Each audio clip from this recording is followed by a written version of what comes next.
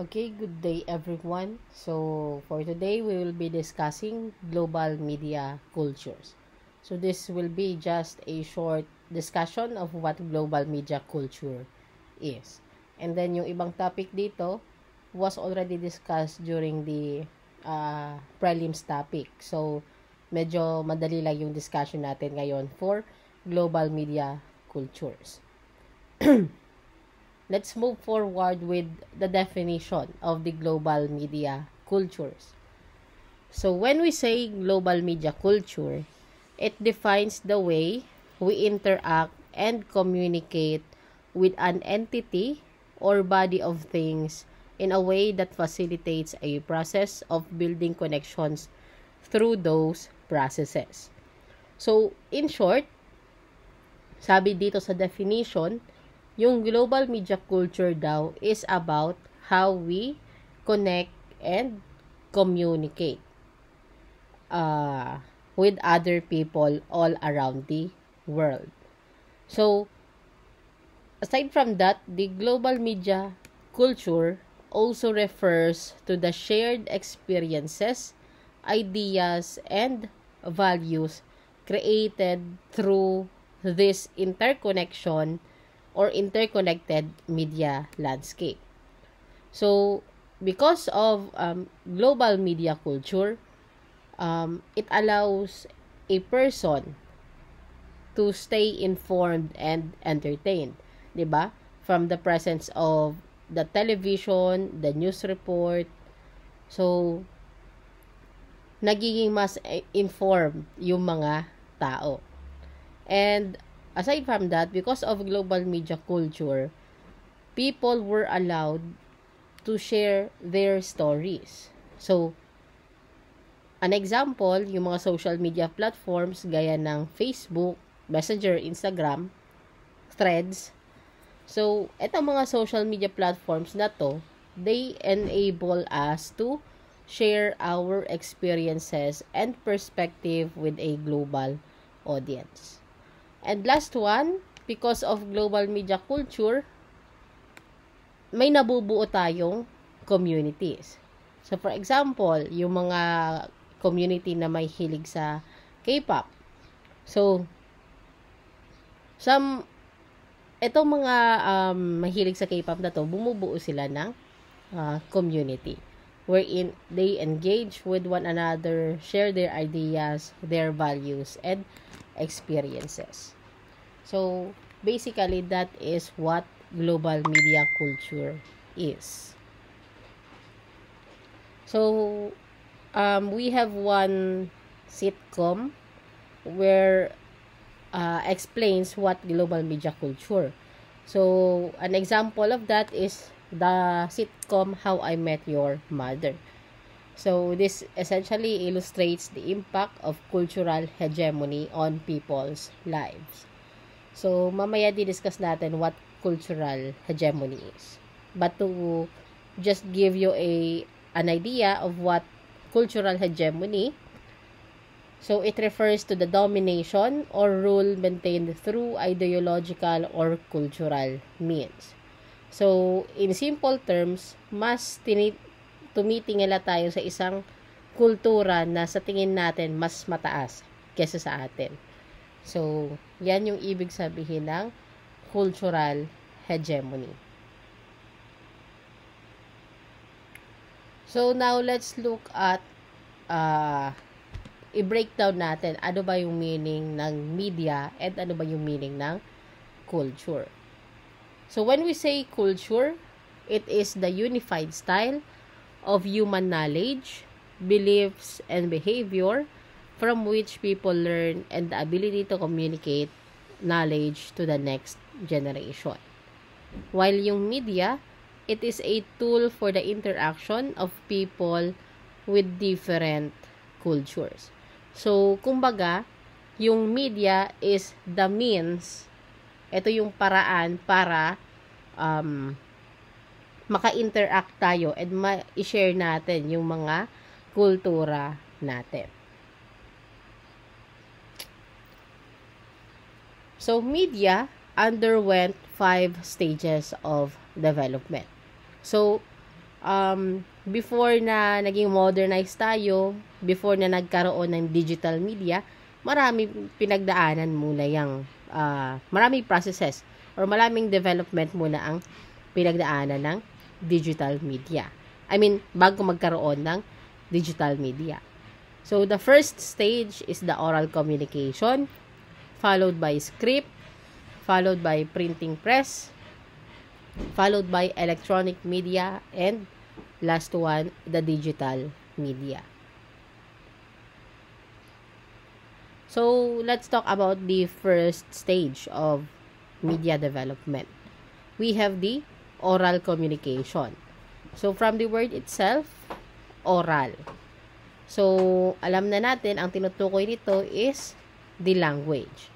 So, because of language, it allows humans to communicate and share information. So, isang paraan or isang means yung language para makapag-communicate tayo and ma-share natin yung mga ideas natin with other person. So, because of that, yung language became the most important tool for exploring the world and different cultures. So, syempre, because of language, 'di ba? Kahit na nasa ibang bansa yung kausap mo, as long as na marunong ka mag-English, marunong ka ng language nila, naiintindihan mo sila. So, yun, nagkakaroon tayo ng connection with the other people despite of our location and despite of our location and despite of many barriers. So, because of oral communication, it led to markets, trade, and cross-continental trade routes. Then we have the script. So, alam naman natin na distance became a hindrance to oral communication. Parang ibig sabihin nito, yung distansya daw ng kausap natin, it is considered as humahadlang sa oral communication. So, as a result, na-develop yung second stage ng media, which is the script.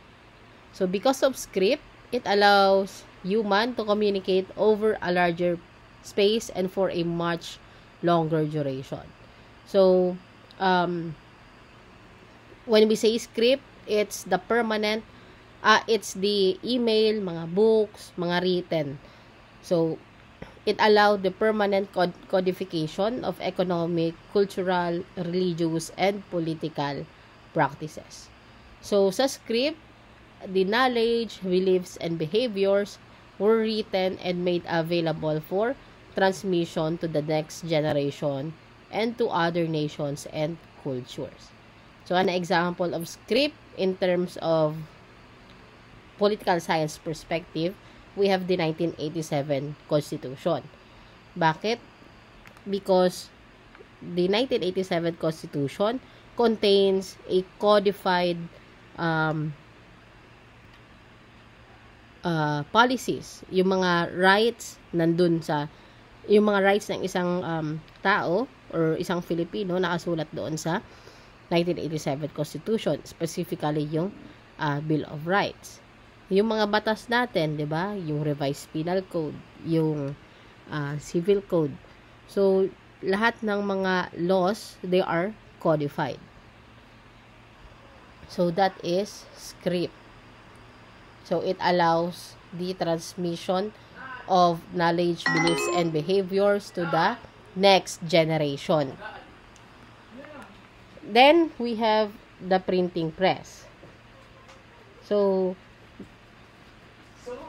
the printing press allowed the continuous production, reproduction, and circulation of print materials. So, yung mga ini-imprintang mga libro, mga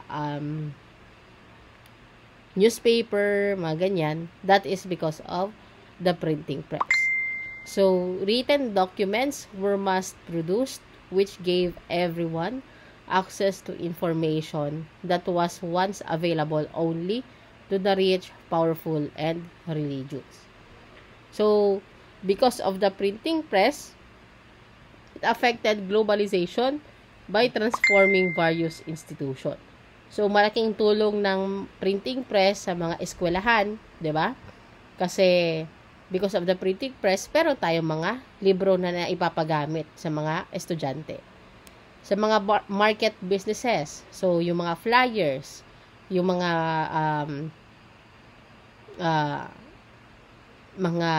flyers and mga business correspondence, that is because of the printing press. Sa churches, 'di ba, minsan nagpapalabas yung mga church ng parang newspaper din nila. So yan, that is because of the printing press. The government, of course, and the army or yung armed forces natin, they also involved in yung printing press. Okay. And then, after the printing press, there is the emergence of electronic media. So, when we say electronic, from the word itself, it is characterized by its use of electricity. So, it includes telegraph, telephone, radio, film, and television. So, because of electronic media, because of the presence of the radio and the television, it continues to open up new perspective in the economic, political, and cultural processes of globalization. So, for example, sa mga balita, 'di ba? Nalalaman natin ano ba yung political situation sa Gaza. Nalalaman natin ano bang balita sa US. Nalalaman natin ano bang balita or ano ba yung update with regard to the West Philippine Sea. So, that is with the help of electronic media. And the last stage of media development is, of course, yung digital media. So, from the word itself, digital, it relies on digital codes. So, it can be created, modified, and stored in any digital electronic device. So, digitalized content is transmitted over the internet and computer networks. So, paano ginagamit yung digital media? So, sabi dito, an example is in politics. Paano nagagamit sa politika itong digital media? So, alam naman natin nung election, 'di ba? Almost all of the politicians used almost all of the candidates use digital media in their campaigns. So, some of them nga used digital media in a bad way. So, kumbaga yung nagpapalaganap ng fake news, 'di ba? As one of their strategy na pabagsakin yung kalaban or kapwa candidate niya. And others also use digital media for their campaigns. Gaya nga nung kay Bong Revilla, 'di ba? Maraming na LSS doon sa campaign ni Bong Revilla. And up until now, kahit hindi na election, nagawa na nga ng steps yung campaign sound ni Bong Revilla. So in economics or economics, it allows the advertisement of products and online business transaction. So because of digital media, maraming natutulungan ng mga businesses. Ito kasi ginagamit ng mga businesses ang digital media to advertise their products. Kaya nga merong maraming advertisement, 'di ba? Sa Facebook, may mga advertisement na. Sa YouTube. And of course, sa TV, marami tayong mapapanood na advertisement. Kaya nga yung project and exam ninyo is to create commercial spoof. So that is because of this topic. So, Peterse asserts that the only outcomes of the influence of globalization on culture are the following. So, cultural differentialism. So, it views cultural difference as immutable. So, I will no longer put an emphasis on this topic because I expect that you already know this kasi na-discuss na natin to during your prelims topic.